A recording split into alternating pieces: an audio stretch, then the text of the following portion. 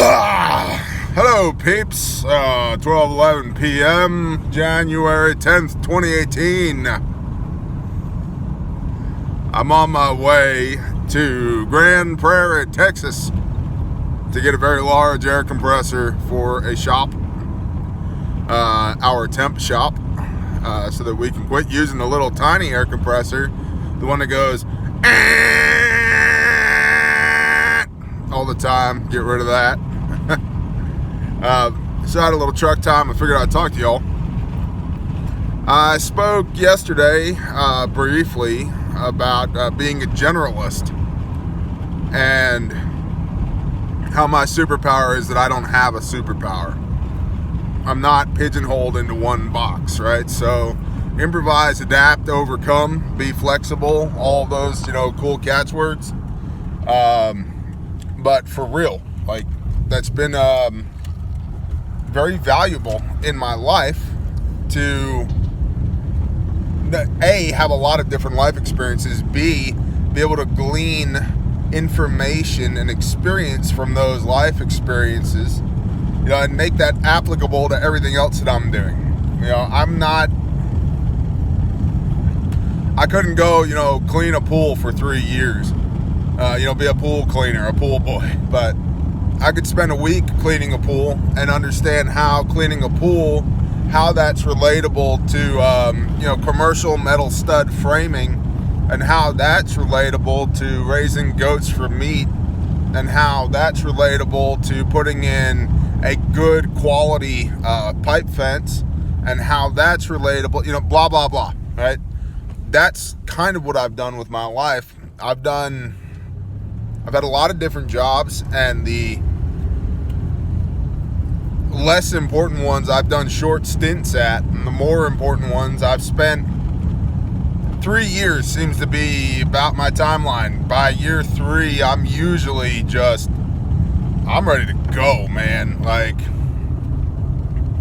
I know what I need to know, and I'm ready to go. And so, for somebody who has like job site ADD like I do, to spend 3 years in a trade or an industry, that's a big deal. I've been working more or less full time since I was 15 years old. So that's about 20 years of my life. I've spent more time by this point in my life working than not working. I've worked a lot of jobs where I did easily 80 hours a week, sometimes 100 hours a week, right? But I've just done a lot of different things. I grew up on a farm in upstate New York, so I know how to hunt, I know how to fish, I know a bit about trapping. I'm not like the world's expert on trapping, but I know a few effective traps for catching things. All right, I know about horses and cows and pigs and chickens and goats and ducks. I don't like ducks, and I know, predator animals, a different sign, and, their kill methodology and whatever, right? Like, I know all that stuff, okay? And then I started cutting timber right around the age of 15. I know how to run a chainsaw safely. I know how to fell trees. I know how to buck logs. I know how to operate a skidder and run heavy equipment. I know how to grade logs to figure out the volume of board foot in a log, whether you're using Scribner scale or Doyle scale or whatever. I know that the best chainsaw on earth says steel on the side of it, and everything else is just a toy, a plaything. And then from there, I got a lot of phone calls with people who wanted me to do side work, come trim their trees, and I didn't know how to climb, and my dad sure knew how to climb, so he snatched the telephone out of my hand one day. A lady called the house and wanted me to come climb and trim a couple limbs for her. And right while I was in the middle of telling her, I'm sorry, ma'am, I can't come. I'm not a climber. You're going to have to call somebody else.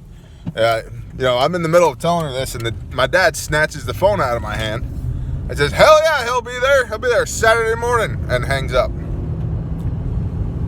It was Thursday, so I spent the next couple of days with a pair of climbing, galloping irons, tree gaffs, wrapped around my forelegs, and went up and down an old swamp maple behind our little farmhouse with my dad yelling at me over and over and over again. And I went to this lady's house, and I made $300 in an hour to climb up and trim two little limbs about, slightly larger than a baseball bat, to cut them and keep them off her house and get rid of them, $300. And it would have taken me 10 minutes had I been an established climber. So I could see the upside in that, so I learned to climb, and I really got into it. And I started a tree service, and I started cutting a lot of trees, trimming trees, doing tree removals, really technical removals, dangerous removals, working with cranes, stuff like that. So then I got into rigging because I really liked cranes, and I continued to play with heavy equipment because I really liked heavy equipment. And my dad had a bunch of heavy equipment because he was in the telecommunications industry on the construction side, although he was also a cable splicer. And so I grew up learning that by proxy as well, having to do stuff with him, and he was always really good about instructing me, even when I was a child, of instructing me as to how this works, and this has to be this way because that relates to this thing, and the blah blah blah, right? So then I get done, I built the tree business up, and I parted ways with the tree business. I commoditized it and sold it off, and really didn't have much going on. So I went to work for a dirt hauling and excavation company. Got more into heavy equipment and operating heavy equipment, dozers, track hoes / excavators, motor graders, belly dumps, just scrapers, all of it. Right, and they had a bunch of trucks, so I learned how to drive big trucks, Class B, Class A trucks, and got that experience. Well, then Katrina hit, and we ended up going from the Florida Keys west around the Gulf all the way into East Texas, and did all kinds of disaster removal and remediation, and spent 10 months doing that. And found myself in San Antonio, Texas, talking with a buddy of mine down there. And he said, hey, you should get you one of those monster things. I said, what the hell is a monster thing? And this is his website, man. And you got to remember, too, the internet then was not what it is today. So I got me one of them monster things. And,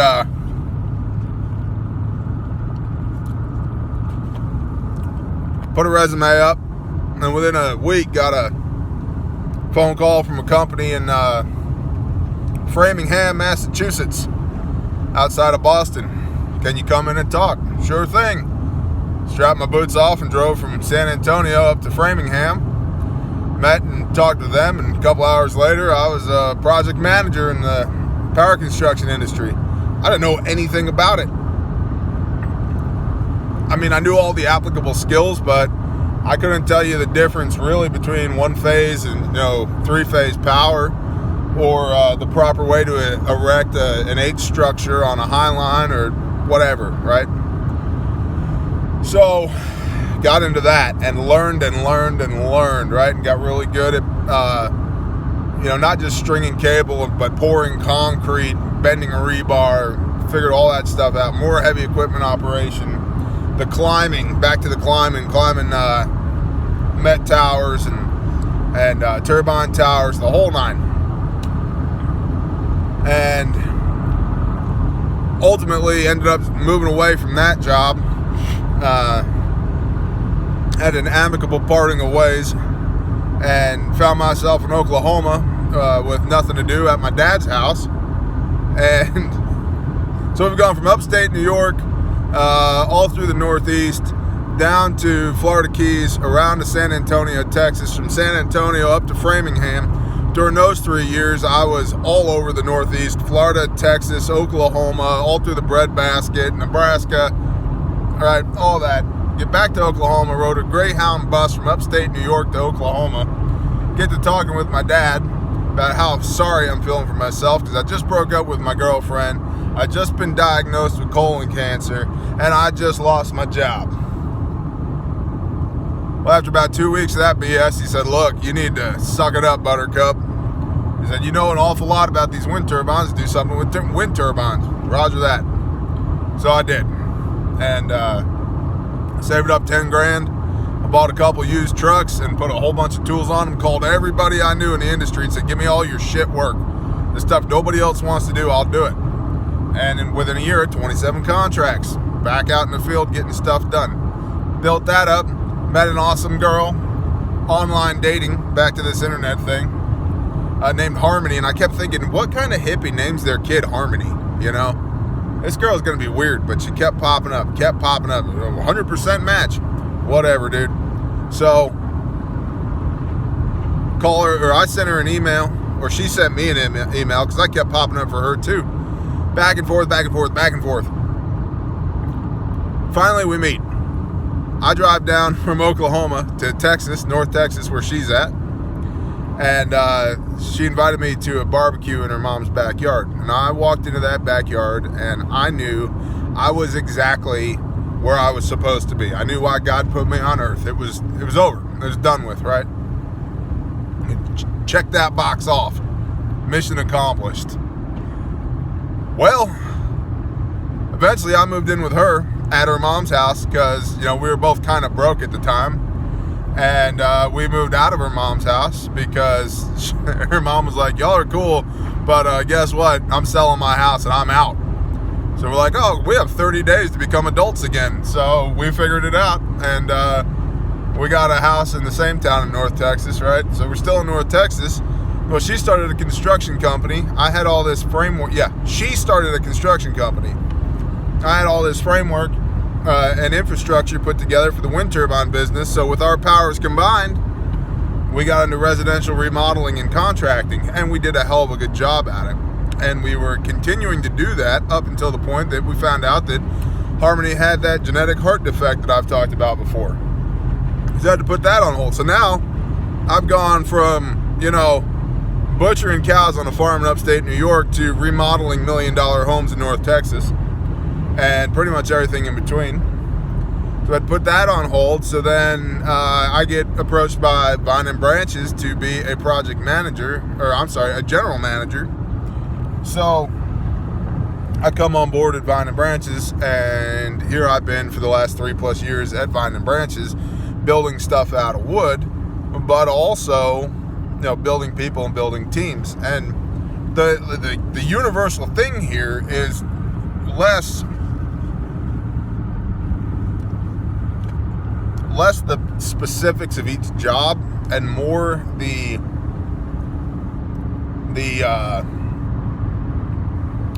big applicable things across all job types, all platforms. You know, be willing to get dirty, be willing to stay late, be willing to work really, really hard. You know, be honest, be truthful. When you mess up, own it. Right? Take ownership. Show up early, stay late, do quality work. Don't do work you won't sign your name to. Your reputation is everything. Right? Like all these things, you know, treat your men well, treat your team well, and they will treat you well. But I've just had like such a wide array of work experiences. If it's outside a building and people do it for work, like, and this isn't even like, I worked a winter in a pizzeria just because it was too cold to do any construction outside in New York. So I learned how to make pizzas over the winter. That was cool. You know, I worked a winter at Restoration Hardware in their stock room unloading trucks. I worked a winter, a few of them, in a warehouse loading 50-pound sacks of feed. Like, get your ego out of the way and just go live life. Like, there's all kinds of stuff you can be doing for work and be fulfilled, but that's my work experience. What have you done? Everything. If it's outside, I've done it. So, yeah, another little piece of being a generalist.